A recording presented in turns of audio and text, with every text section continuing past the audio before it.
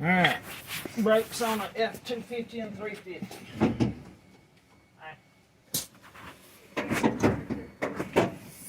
Right. You been walking? Yeah. Don't play. Master cylinder, I overfilled it probably. I don't even see it in there. I have to take the cap out. But anyway, take the cap off, loosen it. That way the fluid can push back.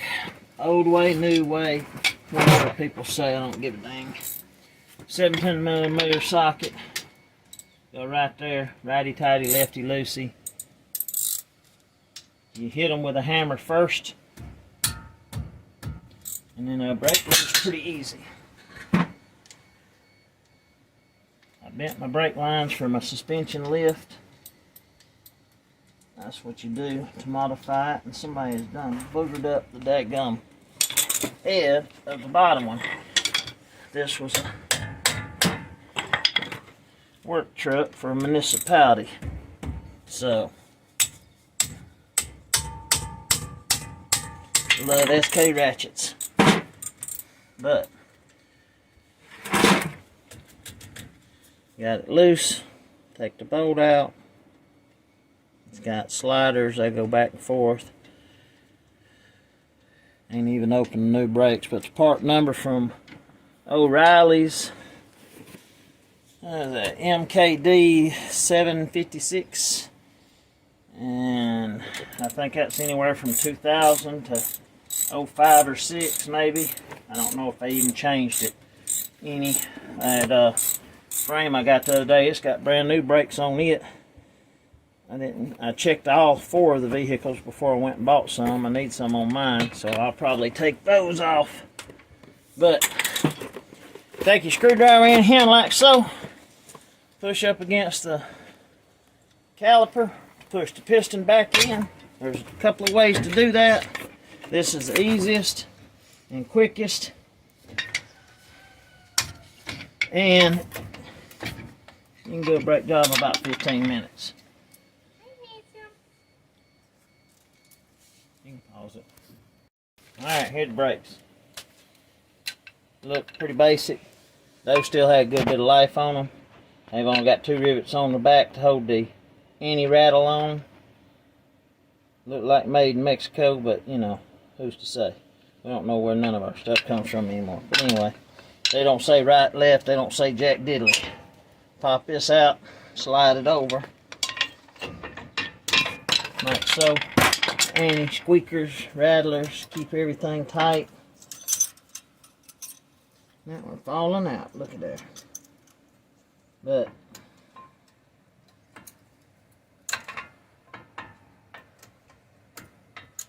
push it in. Tap it over if you need to.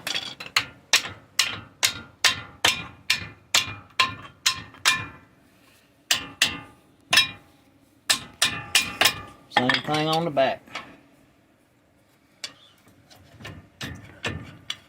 Dirt daubers. You know, we in Alabama and got an Alabama vehicle. Dirt daubers on the inside the rotors.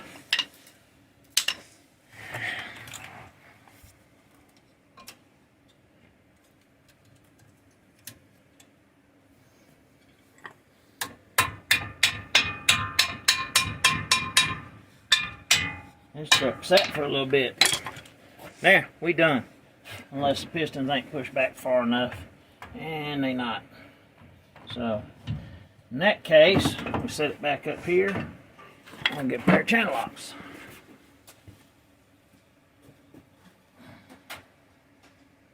Get the smaller pair. I don't want to go get my big pair. And the bucket ain't too comfortable when you're sitting on it to do a brake job, but it does the thing. But push one piston back, the other one come forward.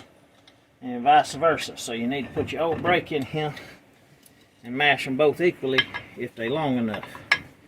And that's opened up all the way. I might have to go get my long ones, but we're gonna see if we can do it. Anyhow, might not. Ain't got enough leverage on it.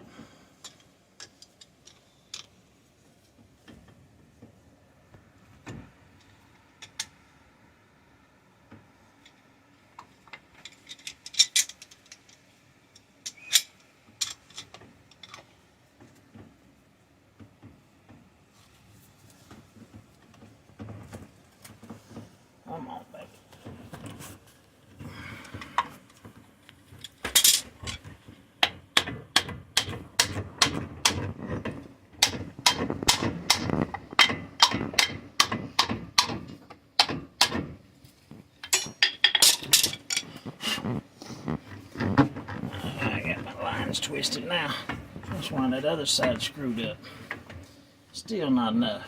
Dang nabbit. I'm gonna have to take it out, take the brake out and pry it over.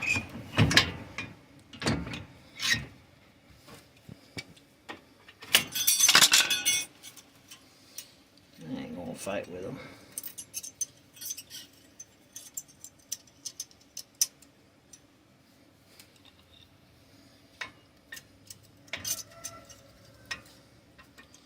Come on, man. Make me a liar.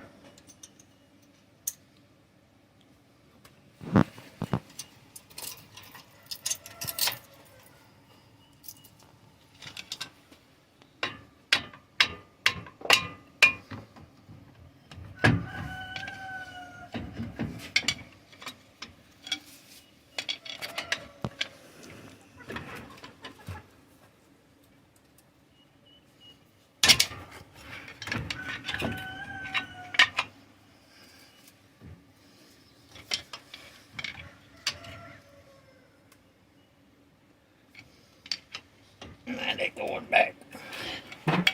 Take some oomph. Hopefully that's far enough.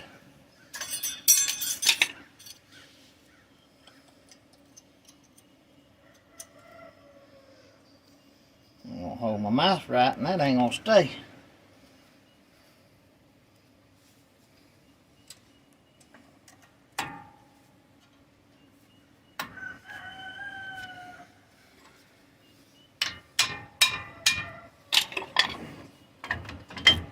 Now, they fit.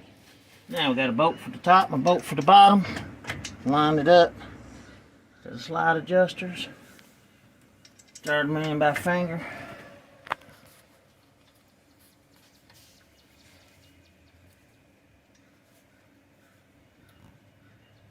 Tighten them up, and that's all she wrote.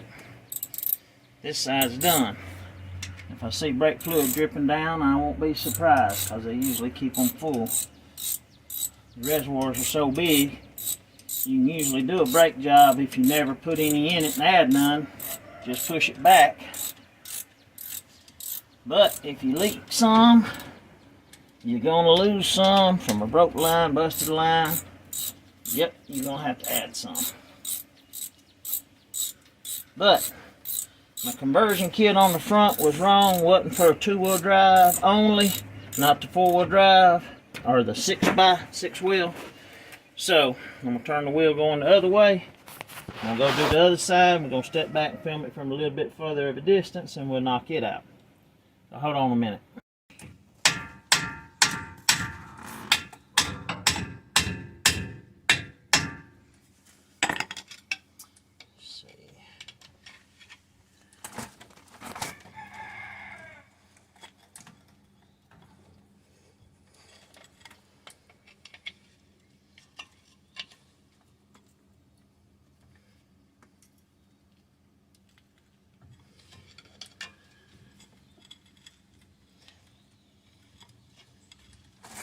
Ain't no fluid maxed out over yonder yet, but that's about as hard as I can do it. I'm getting older, I ain't got half the strength I used to have. I'm getting weak. Gonna be an old man before you know it. That should be all the way back.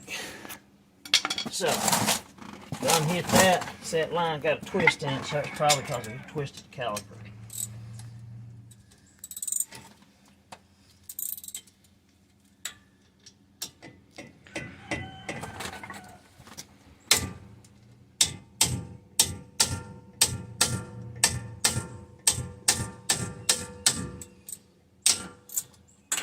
Good old SK, you can't do that with old Craftsman.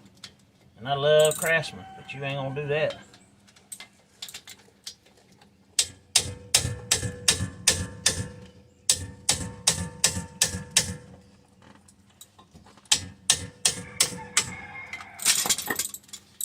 Somebody put that on with a pipe wrench. Now they hire all these boys out of school, so-called mechanics, to work at oil change express lubes, and the municipalities hire them because they'll sweep and clean up and do everything and anything they want them to do. and they asked them questions, stupid, about using a diagnostic tool or a piece of equipment. They got an $80,000 front end alignment machine. Ain't got nobody to run it because they want to pay them $20 an hour. And that same boy get out of school or college to run that brand new Hunter front end machine. He don't want no $20 an hour. He wants to make a living for him and his family. Why he went to college to begin with. So you're gonna do without a labor, contract all your front end alignments out. About stupid. But that's politics. Now twist that and get that kink out that line. Might be have to undo this one because I got it twisted around there. But that's too much of a kink. So I'm gonna sit that there. Pop this brake out. That brake out.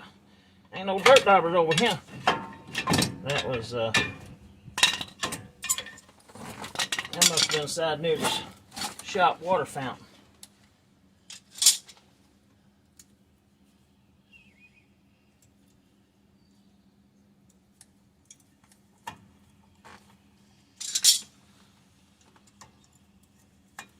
Being a truck, heavy loads, I don't know. I told her, she asked me if I wanted a semi-ceramic or not.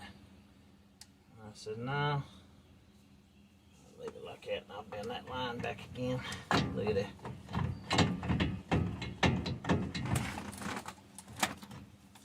Fit right on there. Get this one up here, start it back.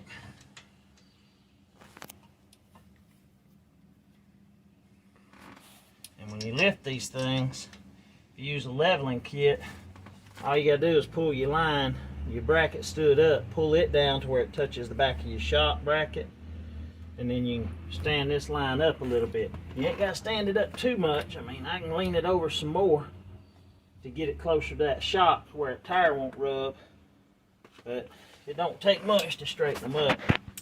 Shocks will hang out a little bit. It ain't like it's going off-road and going to be full droop before. And if I get a shackle kit for the front or a hanger kit, I'll leave these leafs on and it'll be about a 6-inch lift on the front instead of a 3. Because the shackle kit's 2.5 to 3. Leaf springs are 3 to 4 supposedly. So the hanger kit I did on my f350 looked pretty good, but my truck set level. This one got a towing package. It didn't set level. Mine had a towing package, but it set dead level. And I ordered my truck. Had to wait months for it to come in. 1 tap, 2 tap for good measure, and that's done. That's all it takes to do a set of brakes on the truck. And I'm gonna put the other wheels back on it. Forget to put the cap back on here. And she's good to go. And get the ugly tires back on it since I ain't mounted up mine yet. Appreciate it.